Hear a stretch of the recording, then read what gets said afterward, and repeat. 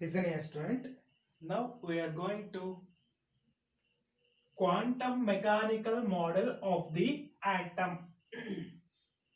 Quantum mechanical model of the atom consisting two ways. One, dual behavior of matter. Another one is Heisenberg uncertainty principle. Okay, now we are going to first dual behavior of matter. Dual means two behavior, two characteristics. One is particle nature, another one is wave-like nature. Okay, electromagnetic radiations also having dual behavior, both in particle nature and also wave-like nature.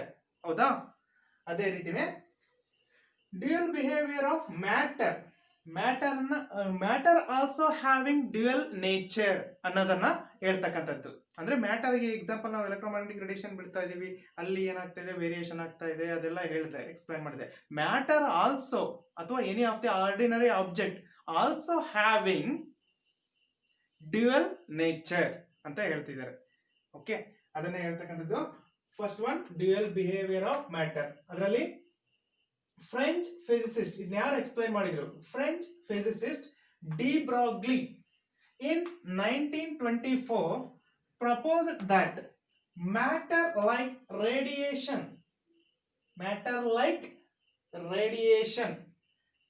should also exhibit dual behavior, that is both particle and wave like nature. ಇದೇನು ಹೇಳುತ್ತೆ? Matter also having dual nature. Okay, like radiation ಯಾವ ರೀತಿ dual character ಇತ್ತು, particle and then next wave like ಇತ್ತು, ಅದೇ ರೀತಿ ಮ್ಯಾಟರ್ಗೂ ಕೂಡ ಡ್ಯುಯಲ್ ಬಿಹೇವಿಯರ್ ಇದೆ, wave like nature and also particle like nature ಅಂತ ಹೇಳ್ತಕ್ಕಂಥದ್ದು. De Broglie gives a one equation okay about this. Lambda equal to h divided by mv. Lambda indicates wavelength, h indicates Planck's constant. Already you know that 6.626 into 10 to the power of minus 34 joules second. m mass of the particle. ಬರ್ಕೋಬೇಕು, ಇದನ್ನ indicate ಮಾಡ್ಕೋಬೇಕು. m ಅಂದ್ರೆ mass of the particle, h ಅಂದ್ರೆ Planck's constant, v velocity. okay, m into v ಅಂತ ಹೊಂದಿದೀವಲ್ಲ, mass into velocity is equal to momentum. p ಅಂದ್ರೆ ಏನ್ರಿ? momentum. mass into velocity equal to momentum. okay, so lambda equal to h divided by mv ಅಂದ್ರೆ ಏನು ತಗೊಂಡಿದೀವಿ? p. ಹಾಗಾಗಿ lambda equal to h divided by p. p ಅಂದ್ರೆ momentum also equal to mass into velocity. This equation given by de Broglie. According to de Broglie, every object in motion has a wave character. The wavelengths associated with ordinary objects are so short that their wave properties cannot be detected.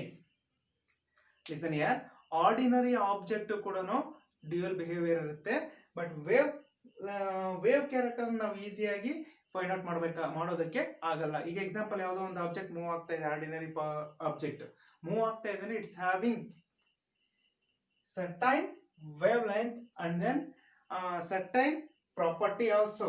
ನೋಡಿ, according to de Broglie every object in motion has wave character. In case object ಏನಾದ್ರು move ಆಗ್ತಾ ಇದೆ ಅಂದ್ರೆ that is also having wave character. Wave length ಅನ್ನು ನಾವು ಈಸಿಯಾಗಿ find out ಮಾಡೋಕ್ಕಾಗಲ್ಲ because of object having high mass.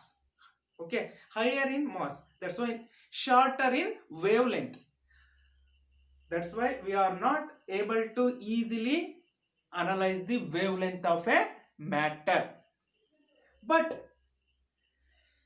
subdivided ಅಥವಾ subatomic particle such as proton, electron and then neutron, easily we determine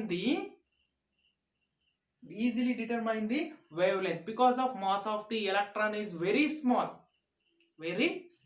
ಹೌದಾ? ದಟ್ಸ್ ವೈ ವೇವ್ ಲೆಂತ್ ಅನ್ನು ನಾವು ಈಸಿಯಾಗಿ find out ಮಾಡಬಹುದು. ಬಟ್ ಅಕಾರ್ಡಿಂಗ್ ಟು ಡಿ ಬ್ರಾಗಿ ಏನ್ ಹೇಳುತ್ತೆ ಈ ಕಾನ್ಸೆಪ್ಟ್ ಅಷ್ಟು ಕೂಡ matter also having dual behaviour like radiation ಹೆಂಗೆ ಡ್ಯುಯಲ್ ಕ್ಯಾರೆಕ್ಟರ್ ಇತ್ತು ಅದೇ ರೀತಿ ಮ್ಯಾಟರ್ ಕೂಡ ಡ್ಯುಯಲ್ ಪ್ರಾಪರ್ಟಿ ಇದೆ, ಡ್ಯುಯಲ್ ಬಿಹೇವಿಯರ್ ಇದೆ ಅನ್ನೋದನ್ನ ಹೇಳಿದ್ರು. ಈ ಈಕ್ವೇಶನ್ ಅನ್ನು ನೆನ್ಪಿಟ್ಕೊಳ್ಳಿ, ಪ್ರಾಬ್ಲಮ್ ಅಲ್ಲಿ ಇದನ್ನ ಯೂಸ್ ಮಾಡ್ಕೊಳ್ತೀವಿ. Lambda equal to H divide by M V ಅಂದ್ರೆ P, mass into velocity is equal to P. P ಅಂದ್ರೆ ಏನ್ರಿ ಮೊಮೆಂಟಮ್, ಎಚ್ ಅಂದ್ರೆ ಗೊತ್ತಾಯ್ತು ಪ್ಲಾಂಕ್ಸ್ ಕಾನ್ಸ್ಟೆಂಟ್, ಲ್ಯಾಂಬ್ಡಾ ಅಂದ್ರೆ ವೇವ್ ಲೆಂತ್. ಇಲ್ಲಿ ಶಾರ್ಟ್ ಆಗಿ ಬರ್ಕೋಬೇಕು, ಲ್ಯಾಂಬ್ಡಾ ಅಂದ್ರೆ ಏನು, ಎಚ್ ಅಂದ್ರೆ ಏನು, ಎಂ ವಿ, ಓಕೆ, ಪಿ ಹೀಗೆ ಬರ್ಕೊಳ್ಳಿ. ಲ್ಯಾಂಬ್ಡಾ ಅಂದ್ರೆ wave length, Planck's constant, mass of the particle, velocity of the particle, momentum.